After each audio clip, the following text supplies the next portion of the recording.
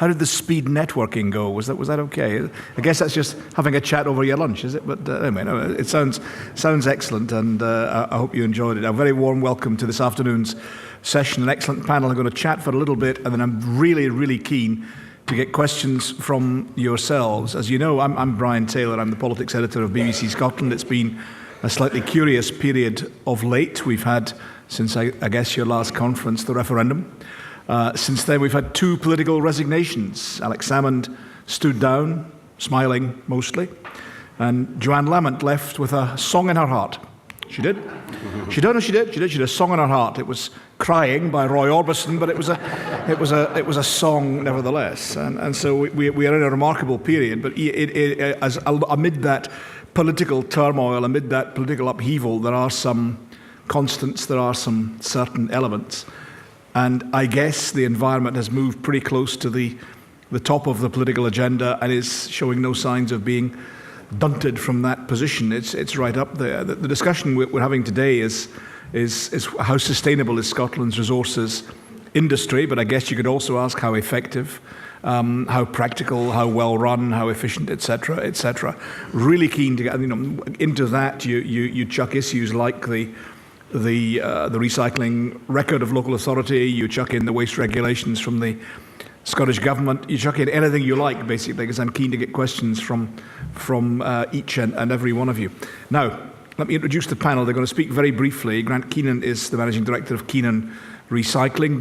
Particularly delighted to welcome John Mundell, who's the Chief Executive of Inverclyde Council. John, in showing true environmental colours, has battled through flooding to get here. Carol Mitchell from the retail sector of British Heart Foundation. Welcome, Carol. From the Green Investment Bank, delighted to welcome Martin McCaffrey. And from SEPA, the Head of National Operations there, John Kenny. They're going to speak for a couple of minutes each, setting out what they think are answers to the current debate about Scotland's resources industry. And with that in mind, I'm delighted to welcome Grant to speak first. Grant, would you let us know? Hello. I think first of all, if I had all the answers, I wouldn't have to be messing about with food waste for a living.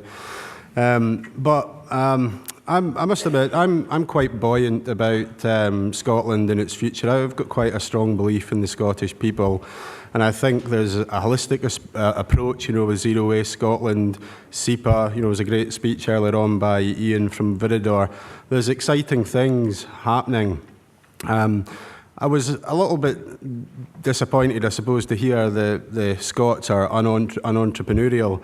One of the things I do is a director of Enterprise North East Trust that delivers Business Gateway in Aberdeen and Tayside, and we start over 2,000 businesses every year. So that's just that little sector there. But it's got its challenges. But I think with a holistic approach, we can overcome them. There's some fantastic people in the industry, and I think we've got a bright future. And we've certainly got challenges and high targets and aspirations. Grant, thank you very much indeed for that very upbeat perspective. Grant, thanks. Let's bring in John Mundell from Inverclyde. John, please. Good afternoon, colleagues. Strategically, the Scottish Government, local councils, community planning partners in Scotland and the people we serve, in reality all want to see healthy and economically vibrant communities while safeguarding the environment, Scotland's environment, for future generations. All this needs to be supported by high-quality public services that are efficient and responsive to local needs. There are a number of key issues, both nationally and from a local perspective, that form a part of the green economy that need to be addressed in support of a resource-efficient Scotland and an effective circular economy. As we know, the EU are currently reviewing waste legislation to help develop the circular economy and in turn create a sustainable, resource-efficient approach by ensuring that valuable resources previously deemed waste are used again and again. The Scottish Government and COSLA have helpfully established the Zero Waste Task Force earlier this year with the stated aim of allowing parties to work together to create the appropriate conditions for investment by industries in Scotland while supporting local authorities to deliver more efficient and accessible services. Perhaps controversially, I believe it's vital that the professionals, the people that are in this room, in local authorities and in industry need to agree on national best practice for resource collection systems and processes, because in my opinion there are currently too many different approaches and variations that have evolved across the country over many years. And in my mind, if we are to succeed in terms of efficiency and effectiveness, it is essential that as far as practicable there is a significant degree of standardisation on collection. And I appreciate it varies in city centres, urban areas, rural areas, etc. But nonetheless, I believe that these collection systems have to be standardised.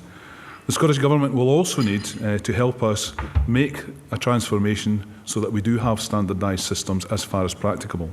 One of the Scottish Government's strategic priorities is a transition to a low-carbon economy, and they have the aspiration to create opportunities to secure investment and jobs from this growing sector. However, a great deal still needs to be achieved through policy and regulation to help create the right market conditions and generate opportunities and innovation in the resource sector. My final introductory comment is that all the agencies and sectors need to work together to combat the negative impacts that waste crimes, from relatively small-scale criminals to significant serious organised crime groups, have on the economy and the environment. This needs to be robustly tackled, and we have a very long way to go to address this successfully. I fully support the work of the Environmental Crime Task Force in this regard, and I welcome the progress that is being made. However, much more partnership work needs to be done to tackle this low-cost entry, low-risk criminal activity to ensure genuine fair competition prevails for legitimate commercial operators. Thank you. John, excellent. Thank you very much indeed. A couple of contentious points there, as well as some praise for the endeavours taking place. Delighted to welcome now from the British Heart Foundation, Carol Mitchell. Carol, please. Good afternoon, everyone. It's great to be here today representing the BHF Scotland and indeed the wider charity retail sector. Our primary function in retail at BHF is to drive sales and profit in a highly competitive commercial retail environment. I'm quite proud of the fact that that's to the tune of just north of £11 million, and that's net profit from BHF Scotland in the last financial year. However, if you ask any one of my 2,700 staff and volunteers, they'll tell you that what they do on a daily basis is save lives. Today in Scotland, just in Scotland, 26 babies will be born with heart defects. 3,790 people will go to hospital today in Scotland having suffered a heart attack or a stroke. Sadly, 1,320 of them will lose their lives. A key part of our strategy at BHF is to reduce the number of premature deaths from cardiovascular disease by 25% by 2025. We'll deliver this by continuing to invest in research, education, prevention and care, and by creating a nation of lifesavers. We've just launched a campaign that will train millions of people across the UK, people in the community, in schools, in sports clubs and businesses, to help reduce the number of deaths from cardiovascular disease in our great country. So what's all of this got to do with all of you? Well, BHF Scotland Retail can support the diversion of 4 key material waste streams: furniture, textiles, electricals and homewares or bric-a-brac. And we have a variety of ways that we can work with councils and waste contractors to prevent these materials from entering the waste stream. Last year, BHF Scotland diverted 7,000 tonnes of waste to reuse. That's an average of about 100 tonnes per shop and represents a 20% increase year on year in our diversion figures. Given that a tonne of waste costs councils just north of £100 to dispose of, I hope you can see how BHF and the charity sector can provide considerable financial benefit in a circular economy and support that drive to the 70% recycling target we're all facing by 2025. Thank you very much indeed. A combination there of saving lives and saving the planet at the same time. Excellent address. Thanks for that. Martin McCaffrey, please, from the Green Investment Bank. Martin, your introductory remarks, please. Thanks for the opportunity to speak and represent the Green Investment Bank today. As Brian mentioned, I work for the GIB on our waste and bioenergy investments, where we have a mandate from the UK Government to invest in new waste, recycling and EFW infrastructure across the UK, where those investments meet one of our 5 green purposes. When we make those investments, we are mindful of the waste hierarchy, but we are also mindful of the fact that we haven't as yet made any specific investments in waste recycling or reprocessing infrastructure. We want to do more in that sector, and we're following the discussions around the circular economy and we're starting to see some innovative waste reprocessing facilities coming through built around that concept. So we want to do more. We're undertaking some deep market analysis to understand the sector further, looking at features such as the type of infrastructure which is needed, the types of technology coming through, and the general business models built around that infrastructure. We're looking to identify where GIB capital is most needed and will be most effective in building the infrastructure we need to enhance the value that we capture from our waste. So we're reaching out to the recycling and reprocessing market as part of our analysis. We're looking for ideas and insight as to how we can help, and frankly we're looking for some project solutions to invest in coming forward. So please contact me or anyone else you see on the GIB website to contribute to that analysis. But on to the specific topic outlines. In terms of the green economy in Scotland, I'd like to start at the top level. GIB recently released a residual waste report which assessed the need for potential new waste treatment infrastructure across the UK to divert our residual waste from landfill. So that's residual waste remaining after recycling targets have been delivered and infrastructure which is currently being procured is built out. It was partly to answer an internal question we had as to the volume of waste out there and the potential pipeline we could see over the next few years in the UK. That study identified in the region of £5 billion of new energy infrastructure across the UK to divert our residual waste from landfill. But importantly, that £5 billion figure isn't inclusive of waste recycling and reprocessing facilities to get us down to the level of residual waste we were looking at. In a Scottish context, we recently reran the analysis, and that identified something in the region of 500,000 tonnes to 1.1 million tonnes per annum of residual waste which could remain after zero waste plan recycling targets have been met and we build the infrastructure which is currently in procurement. Obviously that depends on the macroeconomic assumptions that you make in the analysis. In an investment context, that could be anywhere between 300 million to 800 million pounds of new energy infrastructure to divert our residual waste from landfill in Scotland. Again, that figure doesn't include new waste recycling and reprocessing infrastructure which could be required to deliver the zero waste plan. And to be honest, that's the gap for us at the moment in Scotland and the UK. We don't know the scale of that pipeline, we don't know what it looks like, we don't know what the investment needs are and the size of the investments required at the moment, and that's why we're undertaking some analysis. So that's the context of how GIB is looking at the green economy in Scotland and the opportunities to grow. But we would also point to a number of projects which are in procurement and existing in Scotland, such as recycling facilities, there's AD facilities, and there's other energy from waste infrastructure using the advanced thermal treatment class of technology under construction at the moment, and other conventional EFW infrastructure. From our perspective, that's evidence that there's an active green economy. Green infrastructure exists and we're on the path to building more. But as our numbers show, there's more needs to be done and there's some uncertainty for us around some pipeline. There's aspirational policy targets and a zero waste plan in Scotland, which we believe are ahead of the game elsewhere in the UK. What we would ask as an investor is for that plan to remain and for continuing legislative and procurement environment stability to underpin our investments. Thank you. Thank you very much indeed, Martin. Talking there about the market that can be developed in this sector, very obviously a market. I caught the speaker from Ferrovial stressing that a waste recycling plant should in some ways be seen as a manufacturing outfit, a really intriguing point to bear in mind. Finally, before I stress, I'm going to be going to questions from yourselves, so store them up. Finally, delighted to welcome from SEPA John Kenny. John, please. Thank you. I'm going to briefly highlight two important, what I think are two important areas. The first of those is the importance of regulation and supporting Scotland's resource industry, and the second is the threat posed to that industry by waste crime.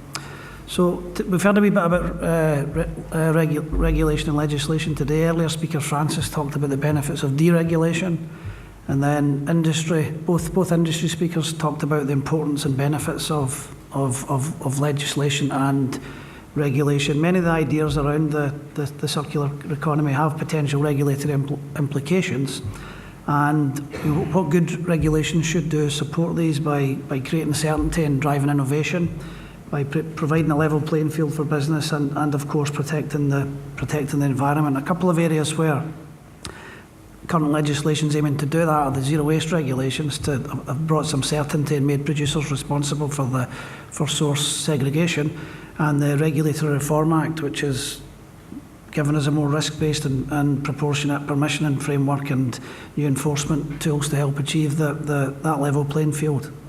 With respect to waste crime is a real problem, a real threat to business and to the circular economy. As costs increase to deal with waste legitimately, so does the incentive to deal with them illegally. And the obvious impacts of this are pollution in the environment. It's taking business from legitimate operators, and it's taking valuable resources out of the supply chain. And we've all got an important role to play in tackling waste crime. SEPA is the regulator, working with partners in the Environmental Crime Task Force, SEPA's waste crime team with specialist investigators, and our continuation to adopt an intelligence-led approach and sharing information with partners.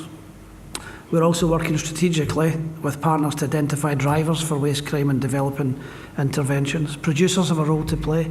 If a deal seems too good to be true, it probably is too good to be true.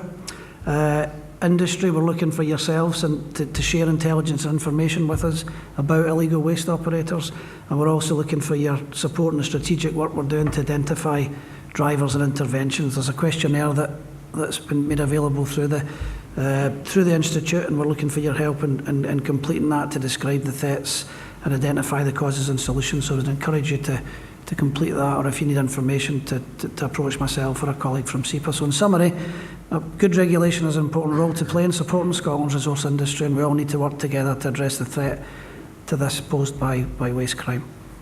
Thank you very much indeed. Really somber message on the waste crime issue there, but also your discussions earlier of the necessity to have regulation operating in a fair and balanced way. Thank you very much indeed. We'll look for questions from the audience, please. I know there's generally a silence on these occasions, but let's have some hands raised. Who's going to give me first question? It's this simple. You don't get out of the room until you get out. See, you think I'm joking? I've had a hard time lately. I'm in a grumpy mood. Gentleman in the second row, please. Thank you very much. Thank you. It's Graham Cunningham, Manager Council. The question is around smart regulation, and if we had smarter regulation, particularly around making the cost of environmental permitting higher, and therefore the stewardship attached to materials greater, we could perhaps break the linear economy and make it more circular to Scotland's benefit.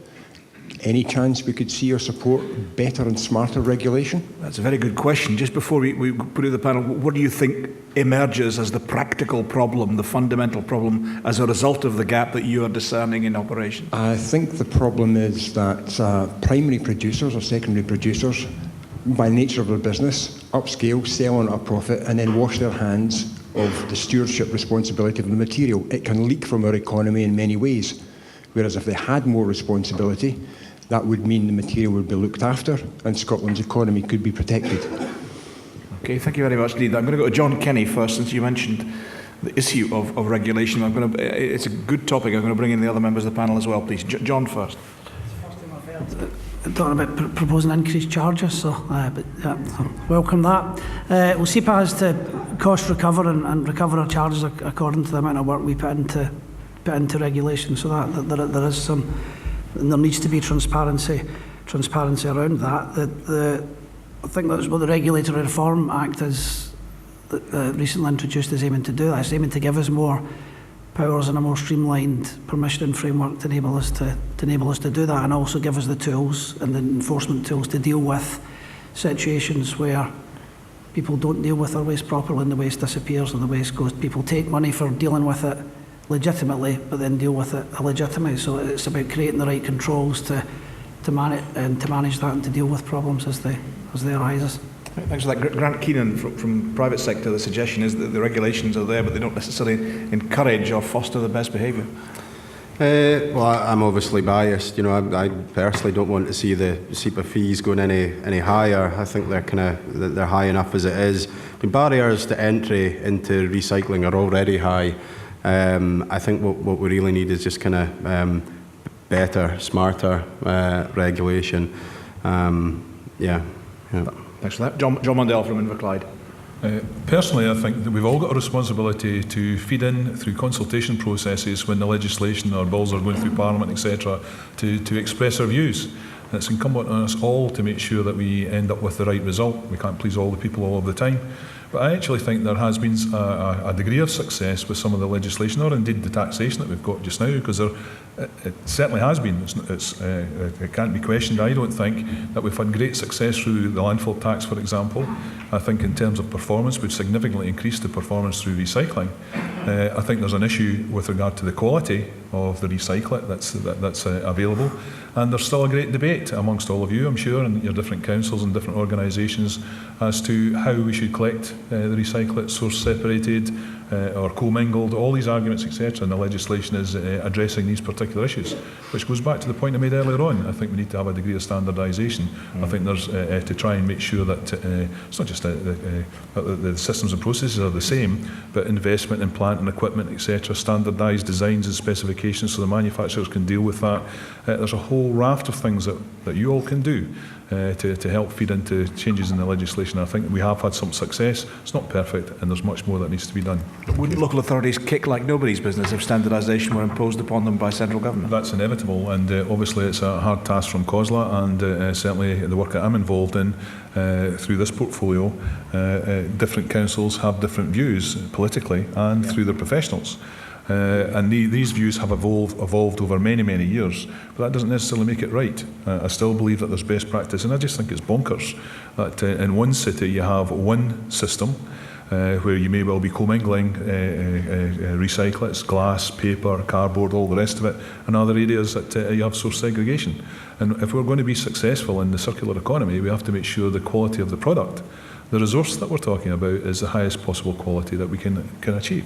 And I think that the economies of scale and design of systems and all the rest of it, if we standardise these, take a long time to do that. I accept that, bearing in mind the lifespan of vehicles and all the rest of the whole life costs associated with these things. But that's my personal and professional view. Before I bring in the other panellists, John Kenny from SEPA, you were keen to get back in for a brief word, yeah?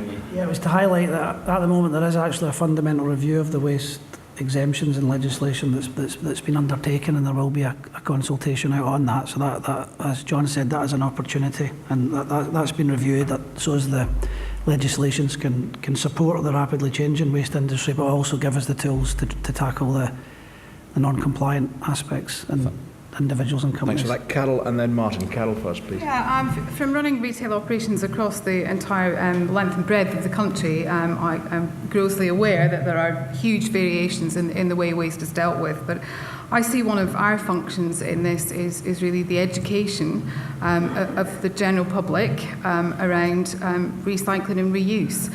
And one of the key factors in that is convenience. If someone has to research how they abide by these regulations, do you know what? If it takes more than 3 clicks to get there, to get the answer, you've lost them, you've lost all of them. So I think that's a real challenge for you as an industry, is to make it easy for the customer. Convenience is king, and we're all, as householders and our families, customers. And for me, that's one of the key challenges. We've got to make it easy for them. We've got to make it become a way of life. It's an education and engagement process that we're happy to support. Carol, excellent. Thank you very much indeed. Martin, please. Yeah, from what I mentioned in my opening statement, that we're starting to see some innovative waste reprocessing facilities coming through, and it's no surprise that where those seem to work, there's a volume of good quality material coming in. So if we're talking about more regulation to enhance that and make that happen, then we would certainly be supportive of that. But my note of caution would be the waste regulations have just come into play. The impact of that is still to find its way into the statistics and numbers. So I think if we need to make tweaks, then we make it once that becomes apparent. Because I don't think this is an overnight solution. We shouldn't make too much too quickly. It's an evolution, and those tweaks should be made over time. Thank you very much. Grant, can I bring you back in on the issue of the waste regulations? How is that working with private industry? Are they bidding in, as Martin says, or is the private sector finding some problems with them? Speaking from personal experience, I'm not just saying this because SEPA are in the room, but and I do have a business to run. But I've found SEPA absolutely fantastic. I mean, All together now, creep. No, I have. No. Well, you asked the question. Yeah, I did indeed. And I shouldn't heckle. I know you're a creep. Do carry on. No, seriously. I mean, I'm sitting in a lot of advisory groups when SEPA are there as well, and there's quite an open approach. There's good feedback. There's a good willingness to work. But as I said in my introduction, there really has been a holistic, strategical approach laid out by the Scottish Government. You know, first of all, they identified that in order to meet the targets, there needed to be facilities which they pumped money into. Then they helped with collection systems backed up by SEPA's regulation. I think the whole thing is working extremely well. And so there was consultation in advance, which means that there's been loads of consultation, and a lot of people said earlier on it won't make any difference. But as I said earlier on, your average responsible company will not want to break the law. Okay. You know, and I think that's what's happened. Thank you very much indeed for that. Who's next with a question from the audience, please? Gentlemen, the front row, please, if a mic could come his way. Can see other hands at the moment as well, please, so I know where we're going next. Okay, the gentleman there as well, please. And there. Thank you. Great. Yeah. My name is Edwins, and I'm from Kilmark Group. I would like to ask a question about what's your opinion about landfill tax, and should it be increased or not? And more coming from point that waste contractors becoming more creative, dealing with the residual waste or waste they process and shred it and call it RDF, and exports the same time reporting that as recycled waste. So, do you see risks further increasing if the cost of dealing with waste would be increased? Thank you very much. A very good question. We had two taxes for the first time in 300 years, the Scottish Parliament levying or varying a tax. The buildings transaction, land the buildings transaction tax was varied very substantially from the previous UK model. The landfill tax was kept pretty broadly in line, and there was a huge row about the transaction tax, but not so much attention paid to landfill. John Kenny, what do you make of that question, please? Yeah, it's a good question. With landfill tax, it's been a very successful tax in achieving its aim and diverting material away from landfill, but there is challenges around increasing it. First of all, if it's increased at a different rate towards the rest of the United Kingdom, it can lead to waste tourism and associated with it. Further increases can also make the price differential greater and an attraction to waste crime. I think one of the key things that the new landfill tax regime in Scotland is going to do is that landfill tax will be applicable to illegal waste sites. So at the moment, if you dispose of waste illegally, perversely it can't attract tax because it's not been disposed of at a licensed site, whereas that will change, which is a big improvement. And again, enforcement and compliance around some of the issues you talked about will be very important and will be an area that SEPA's concentrating on going forward with respect to compliance with landfill tax, the use of fines and the examples that you spoke about there. John, thanks for that. Don't necessarily bring in all of the panel, but if there are people with views, John Manil perhaps, certainly on this landfill tax, how do you think about that? And the others if you wish, basically. Okay, I actually think that as we become more and more successful, inevitably through recycling, the landfill tax revenues will reduce. And flying in the face of that is the increased processing costs in terms of recycling as well. That's an issue that we'll all have to consider. But I certainly support John's comments with regard to the risks of variations in the landfill tax levels between England and Scotland, or elsewhere for that matter, where it could create this issue of people moving waste from one country to another, which is got to be avoided. Up and down the M74, yes. Basically. Any of the other panel members want to come in? Martin, I think you were looking interested in coming in, please, yeah. So I think I share John's view that landfill tax has been pretty effective as it is. We've seen a lot of investment across the UK. we're coming to the end of sort of a PPP pipeline in the UK, and merchant EFW projects are starting to come through, and the economics of those projects are underpinned by landfill tax as existing. So I don't necessarily see the increase doing much to increase investment in those sorts of projects. Would it be needed to encourage circular economy type projects? I'm not sure exactly, but I would warn against a continuing stick approach. I think maybe to encourage circular economy and those sorts of projects, that perhaps sticks aren't always the best way, and there may need to be some carrots in there as well. So we may need to look to some sort of subsidy regime if it's not working.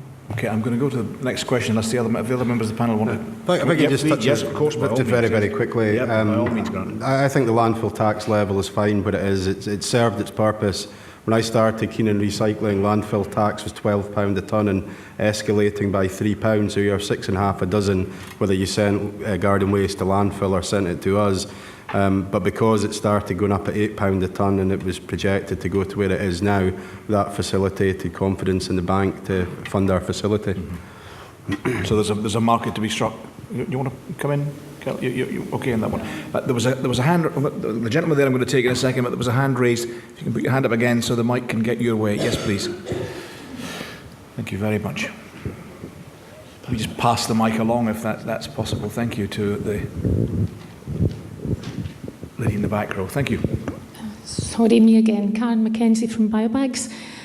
I'd like to take it down to the level of the high street and looking at Grant and Carol, because it's all very well the big companies and what they do and how they comply, but most people work in SMEs, and most people's meeting with waste is charity shop and fast food outlets.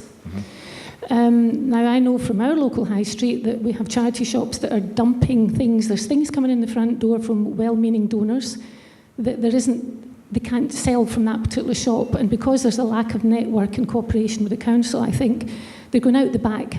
Household waste, which the public have seen as a resource, is going straight in the back end as commercial waste, which is a cost for the charity. So that's one thing. And there's a couple of councils where I've Googled food waste, and I get more reports up for food health reports, where they talk about the food waste problems, the hygiene problems, and how it is not the way it should be. But none of them have said you're not compliant with the regulations. They've said it's not very nice from a hygiene side, but they haven't actually followed it up. And so the same council have just put a £200 fine on someone who was putting business waste, shredded paper, into a public bin. So they slap them with £200 for that, but they're not dealing with the food waste, and they're not dealing with the food waste from their own council. And the people who are supposed to inspect it, as far as I remember, are the food waste inspectors from an underfunded, overworked council who are supposed to police themselves and everybody else. Thank you very much indeed. Two substantial, very substantial issues there.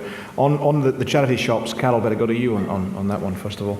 Yeah, I think it's always inevitable that charity shops are going to receive donations that they are then unable to sell on to their customers. That's inevitable.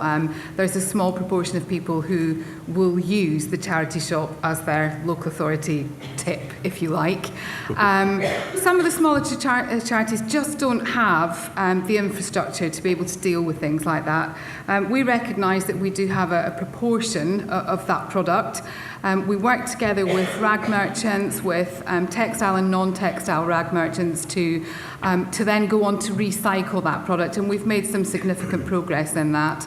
Are you able to quantify it? I mean, you said 7,000 tonnes was saved from going to landfill. How much has gone out the back door? I can't quote those figures off the top of my head, but yes, we do have records for the remaining waste that we do have. And it's been a challenge for us over the last 3 to 4 years to reduce that, and we've made some significant inroads. It's never all going to go away, because we're always going to have things that we all have to, we have to move on to an end use.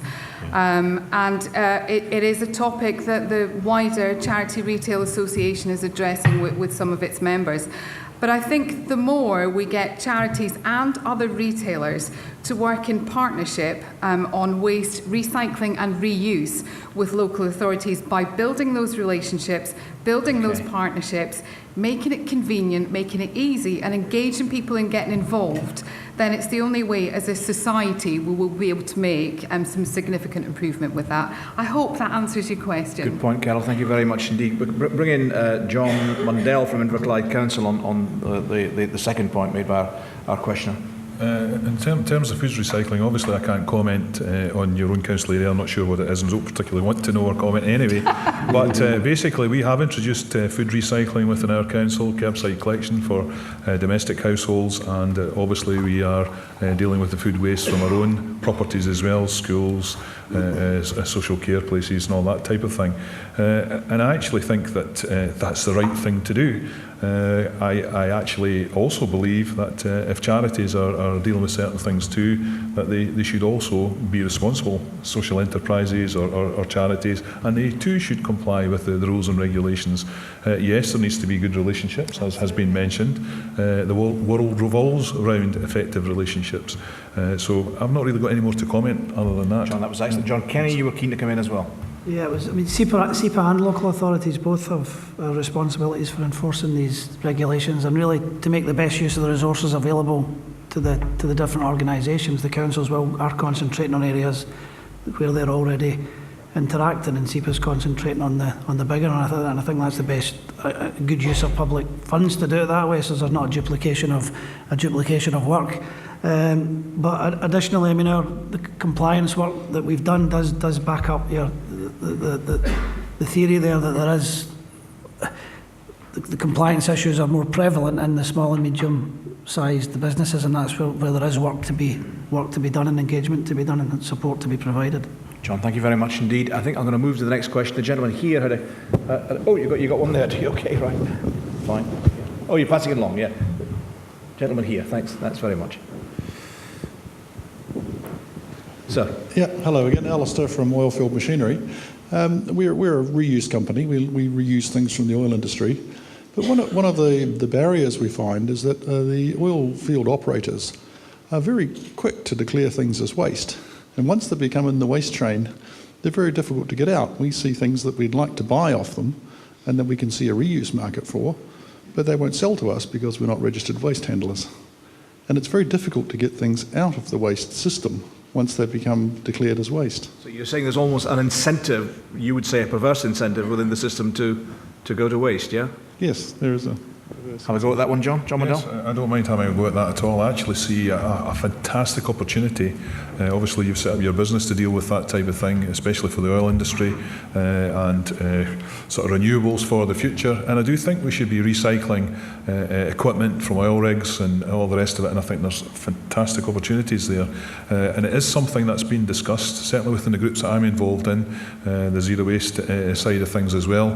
We have been discussing, and there's people looking at that, how they can encourage the industry. And obviously it's the old mindset where we're finished with that and dispose of it, when in actual fact it can be remachined, pumps or whatever can be sorted and reused. Is our friend right in saying though, once it gets into the waste channel, if you can almost put it that way, it's very difficult to divert back into productive use? I think that's an issue within that particular sector. I'm going to bring in Grant Keenan and then John Kenny. Please, Grant first. No, it just struck me the answer is to register yourself as a waste handler. Get the material and then turn it into a product and make a case to SEPA that you're diverting a waste from potential landfill into a product, and you should be able to do it. So it's not much different to what we're doing. Thanks for that. John Kenny from SEPA, please. Yeah, Grant just covered a couple of areas I was going to comment. There is there's a choice. You can register and deal with it as waste within the controls that are there, or make a case to tell us that it's not waste, as Grant's done with these compost. Apply a certain standard that gives assurances that it's been recovered to a certain standard, and that it's not going to cause any difficulties or pollution. So there is solutions to do that, and there is a process there to go through to show that it's end of waste and no longer classified as waste. Thanks very much. Bring in Martin McCaffrey. Martin, on a broader point about the market, the creation of a market, the sustaining of a market in Scotland. Are there genuine opportunities for Scottish companies, do you believe, in developing the treatment and reuse of waste? Absolutely. I think as an investor, it kind of gets harder the higher up the waste hierarchy you go. So we're an investor in infrastructure, so if there was a project, a waste prevention or a waste minimisation project, then it's hard for us to put a tangible value on what that investment return would be, so what value is being created that would pay back whatever our investment is in that. But if we're talking about a reuse where there's a product being made into another product and we have a sustainable supply of that material that we can point to, it's underpinned by a long-term contract. Similarly with the offtake, there's a tangible offtake product with a tangible price and a long-term contract to offtake that, then absolutely there is opportunity. Martin, thank you very much. We've time probably for a couple more questions, so I'd like to see a couple more hands raised if possible. Yeah, there's one there. Let's take there, and then let's see one more. Anyway, take this hand, certainly, this gentleman here first. The two hands that are raised there, let's take those two questions. That'd be great. Take them one at a time first. Yeah, either one. Thank you. Sir. Thank you. This is a question really, I think, mainly for Martin, the GIB. You mentioned energy infrastructure, and you said that there was progress in merchant facilities coming forward. Could you explain, perhaps, how we're resolving this issue of feedstock security? Because the three elements of any energy from waste facility really are, the critical elements are planning, feedstock and a viable technology. And the biggest risk for me is getting the feedstock secured. So on that basis, how are you finding that that's being done for merchant? And bearing in mind that 2/3 of local authorities are not going down the PFI route, so how will we procure the infrastructure for them as well? Okay, very good question indeed. And it was aimed at Martin, so let's put it straight to him. Yeah. It's certainly one of the biggest challenges for the merchant EFW sector. We have a commitment to these projects to invest alongside other banks. So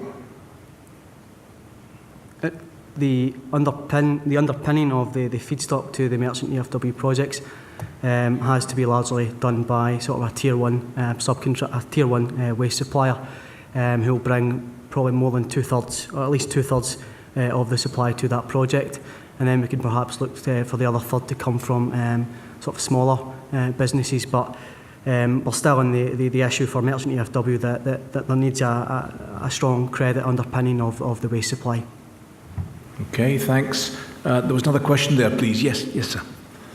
Duncan Simpson from CIWM Valpac. I have a question that follows on from that, which is the previous sessions, two speakers spoke about innovation and keeping a pace with that change. Obviously, what we've talked about, in this session has elements of that. But what concerns me is what within finance has become innovative, apart from giving you a loan of some money, telling you the return you want on it, and a set period of time and a set volume to get that money back. Has there been any innovation that's come into financing to help the businesses move forward? What's your own take, sir? You sound sceptical, to say the least. Yeah, that would be a fair summary. Sceptical would do. Would it? Let's bring in Grant Keenan first of all on that. Where's the enterprise? Where's the new initiatives, the new thought? I think things are starting to bounce back. If you went to, say, pre-2008, banks were doing mezzanine finance, equity plugs. It was maybe a little bit on the reckless side. Then it flipped completely adversely. Raising finance was extremely difficult. With the advent, obviously, of the Green Investment Bank, and also there's the Business Growth Fund as well, which has been a body set up by the banks. They take a minority share in a business. They can release some cash off the table, and they align themselves with the management goals, so they're not trying to push you for a 3 or a 5 year exit, and that's pumping money quite rapidly into the industry. In terms of any financial vehicles or models, I personally haven't seen anything that I've thought has been particularly innovative from the banks, other than maybe a little bit better lending criteria. Are they just, perhaps understandably, hunkering down, or are they hunkering down too much? I think it's been a move back to prudent lending, if I'm honest, and looking primarily, first of all, can the company service the debt? What are the risks and the rewards? And I think things are certainly getting easier. I'm seeing them get a bit easier now. Let's broaden the question. Certainly tackle the question of finance, but let's broaden the question to innovation generally in the sector. John Mundell, where are the new ideas? Where's the innovation in the sector? Finance first, perhaps, but then more generally as well, if you want. Finance first, personally, at this moment in time, and given the climate, I'm certainly sticking to basics and have my finance people sticking to basics and making sure that the equations are the right equations from my perspective. And obviously, there are the organisations like Scottish Futures Trust, but I've found, certainly in many instances, that I can access borrowing at a very close rates, if not marginally better. So quite often I'm doing my own financing on a potential borrowing basis. In other words, that I'm going to make the savings and I can service the debt for investment. Going back to back to the next point in terms of innovation, I think there's a huge amount of innovation again on the go in different sectors. I think we're missing a few tricks in terms of working together in the joined up bit. And if you think about agriculture, the farming side, and what some of the big producers are doing there in terms of dealing with their waste, there's plenty of innovation in these areas. From a domestic waste collector and processor point of view, I'm not so sure that we necessarily join up with the commercial sector. And if you think about the volumes of commercial waste relative to the domestic waste stream, they're way off the scale in terms of size. So I've not got any specifics. There's many, but the folk in this room will know some of the things that are developing just now. But I don't really think that we're grasping the nettle in terms of working together in particular geographies. Thank you very much indeed. Carol, please. Yeah, I mean, in completely layman's terms, really. Interestingly, everyone knows that they have a brown bin, a blue bin, a green bin, or a black bin, depending on wherever you are. But it was interesting. I talked to a young person's group a couple of weeks ago, and I think one of the things as a nation that we've just not done, this top level discussion around recycle and how it's green and it's things that we should do. If we don't educate our young people around what that means and to think laterally about what that means and around reuse, then, as a nation, despite what all of my fellow panellists' organisations achieve over the coming years, we are never going to hit this 70% recycling by 2025. The organisations in this room can't do it on their own without the nation. It's just fundamental. It's not easy. It's not easy to find information. People at all ages generally don't really understand exactly what we need to do differently to get from our current 42% recycling figure to that 70% figure. That's interesting, Carol. So it's difficult to translate from these grand, nationwide, global-wide figures into what you actually do in your own house.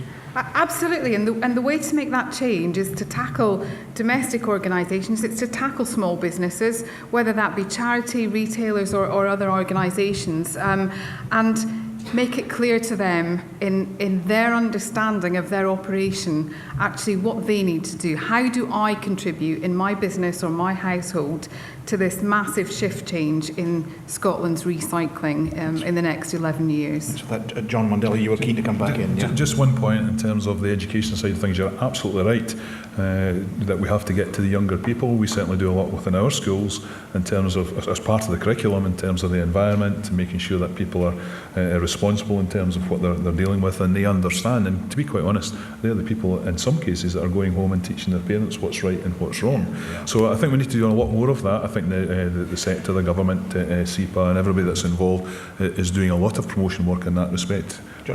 John, still on this, Carol mentioned targets there. I mean, the targets are not currently being met in Scotland, the longer term targets, and part of the reason for that is a really wide disparity in the actions of local authorities. You mentioned again the question of harmonisation. Have a go at that one. We do quite well in terms of our recycling. We're probably, during the summer there, we've probably been up about 60%. We're down, obviously, as all the garden waste, etc., drops off. We'll probably go down to about 56%. We're relatively small in terms of a geographical area, council area. Total waste tonnage from the domestic waste stream is about 44,000 tonnes. So obviously work out how much is going to landfill or secondary processing, etc., through a social enterprise, incidentally. And we actually perform very well, relatively speaking. The difficulty for us is getting from the 55 or will be 60% from our point of view, because we're just about to take on glass. That starts a separate curbside collection for glass, source separated, brown, green and the clear glass as well, in the next few weeks. And that will get us up another 3,000 tonnes or thereby, we expect, with a drop-off attrition in our bring sites. But once we get up over the 60%, to get to the 70% is going to be particularly difficult. Okay. And I don't have the answer to that at the moment, and neither do my colleagues. Martin McCaffrey from the Green Investment Bank. Just back to the original question was about financial innovation. So a question on financial innovation, but innovation more generally as well. Martin, please. Yeah, well, I'd hope you'd see GIB as being innovative in itself by being able to invest across the mezzanine debt equity tranches. By innovative, I hope you don't mean cheap loans, because that's not what we're here to do. No, it's a good question. I think that in this sector, the challenge is going to be accessing the small-scale projects and doing small-scale investments, and that's where we need to innovate more at GIB and in the investment sector. We created 2 funds to access small investments in waste and bioenergy through Greensphere and Foresight. They are seeing some small-scale recycling and reprocessing projects coming through those funds now, but we'd like to see more, and that's why we're doing some market analysis to try and understand what size of investment is needed, what that investment looks like, to try and build an innovative product around that, because we have done it in other sectors. We recently launched a small-scale community renewables fund, and we could potentially do the same for small-scale investments in waste and bioenergy, but it's all down to what we find in our market analysis. But Martin, almost by definition, the creation of a green investment bank is evidence that there is not sufficient innovation in that sector in the established banking institutions. Yeah, I think so, and I think existing banks kind of need a bank to lead them into the new projects where we're going to merchant EFW, circular economy type projects, and they need someone to lead the way, and that's what we're here to do. Before I bring in John Kenny, John Waddell, you had a brief pick up on that. Just making a comparison with what we've done in our schools, like other councils, we've been replacing all our secondary schools, we've completed our secondary schools, and we wouldn't, Scottish Futures Trust, the money that was made available there, we simply would not have used that route had it not been for £6-7 million for a joint campus every year servicing that debt. We just wouldn't have done it. We would have gone elsewhere because we believe that the rates that we could have accessed in the markets would have been marginally, and I mean marginally, but 0.25% on a £44 million project over the life of that project is a lot of money. So, thank you very much indeed. John Kenny, please, from SEGA. Yeah, I won't talk about the financing, but with regard to innovation, the roadmap to resource-efficient Europe talks about the level of ambition that's going to be required with respect to innovation. There is a lot to be done, but I also wouldn't like people to think that there's been nothing done with respect to innovation. I've got a list of case studies here in front of me. I won't mention the companies' names, but there's everything from effluents being changed into biogas and biofuels, closed-loop recycling and compostable food packaging, etc. So there is some innovation taking place, but there's a way to go. Thank you very much indeed. We've actually got time for one last question, if there is one from the audience. Are you all done? Okay, take the gentleman right at the back, please, and we'll squeeze that question in, and that'll absolutely be the end, the last one. Yes, please. Thank you very much. Charles Smith, Brody's. The question I wanted to ask is around the fact that I think in Scotland we have a very good policy, a very good sense of direction in terms of where we're going with waste, and it's going to fit reasonably well, I hope, with what's happening under the proposed changes to the Waste Framework Directive, and everyone seems to be working together well to make that work. But I think there are still some problems. If you look at Scotland as a whole, it doesn't seem that we are developing that well our own reprocessing capability and capacity, with some exceptions. It doesn't seem that we are doing that well in terms of taking forward merchant energy recovery facilities. And I guess it does come back to the question of the importance of the municipal solid waste stream and local authorities, because in a way that is perhaps a gateway to the anchor loads that might be needed by such facilities, which in turn raises the question of should we have more national control over what local authorities do, or should we even have a national agency which it deals with? It's kind of building on the point that was raised earlier by John, is how far do we go in terms of saying well, local authorities can do what they like, or, well, actually, you can't. You need to do certain things. There is going to be, we hope, a facility here, and that's where waste has to go. Otherwise, we may find that we continue to send waste elsewhere for either reprocessing or for energy recovery. Now, you could say that doesn't matter, but if you want to dispose of waste closer to where it arises, then maybe it does. It's just a thought. Thank you very much indeed. I'm going to that excellent question. A cracker to chuck in right at the end. A little incendiary one right at the end. I'm going to ask each of the panel just in a few seconds, I'm afraid, addressing that, but addressing what needs to be done in the Scottish sector. Perhaps more generally, a sort of single idea that would perhaps drive things forward. Responding to that question, please. Grant first, if you'd be so kind. I think there is innovation and new plants, technologies, facilities that are going up. From what I can see, one of the biggest stumbling points is really planning. I think we've got difficulties with elected members making decisions who. Brutes. Well, that's it. Their success rides on votes, and putting EFWs or any kind of waste facility in somebody's backyard is not popular. And I think the planning policies struggle to keep pace with the innovation that's required to meet the targets. Thank you for that, John Mardell.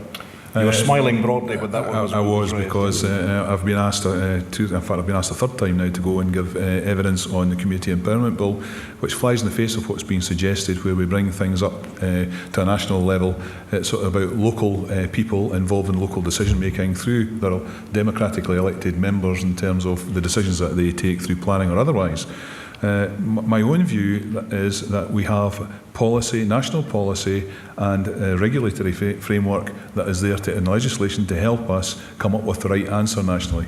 I think that local government through COSLA and indeed through the professionals here need to work closer together to get the right results. And there is a burning platform in terms of finance. When I first started in the council that I'm in just now, it wasn't in the best place, to be perfectly honest. It's a while ago, but nonetheless, the budget was, it's not huge, £250 million, in actual fact, £250 million. I suppose that's a lot of money to individuals, but nonetheless, in council terms, it's not huge. And that included police and fire. The budget's now down at 190 million. And just now, the burning platform is, over the next 3 years, I'm going to potentially have to take between another 15 to 18 million pounds out. After taking 20 odd million pounds efficiencies, recurring every year, don't spend that money anymore, I'm still providing the services. So there's a lot in that in terms of changing things. We need to work together. Local councils need to work together with their neighbouring authorities to come up with the right solution. Thanks for that. Very briefly, please, the remaining three panellists in order. Carol first, then Martin, then John. Carol, please. Yeah, I wouldn't dream of commenting on the difference between national rule and local rule with local authorities. But my personal observation is that due to the vast diversity of performance with different councils, I'd suggest that there does need to be some sort of national control around how we move the whole nation forward. Don't know, not close enough to it at all to know how that would work, but it seems glaringly obvious to me that if we have local authorities delivering in excess of 50% and local authorities in less than 20, then something's got to give somewhere for the nation to move forward. Thank you very much, Martin, and then John. Martin first, please. Very briefly, I'm hearing the words change, which I wouldn't endorse. I think we've got a zero waste plan in Scotland, which is ahead of the game elsewhere, as I said earlier on. So I think we need to stick with that. We're in it for the long term, and there's a long way to go. John Kenny from CBA, please. Yeah, likewise, we're hearing that we've got a direction of travel and a strategic direction that everyone's behind. So I think there's a framework there that gives certainty around standards, etc. And it's a question of working within that framework in a way that suits everybody. Thank you very much indeed. It's been an excellent discussion. Time for your tea and buns. Would you join me, meanwhile, in thanking our panel?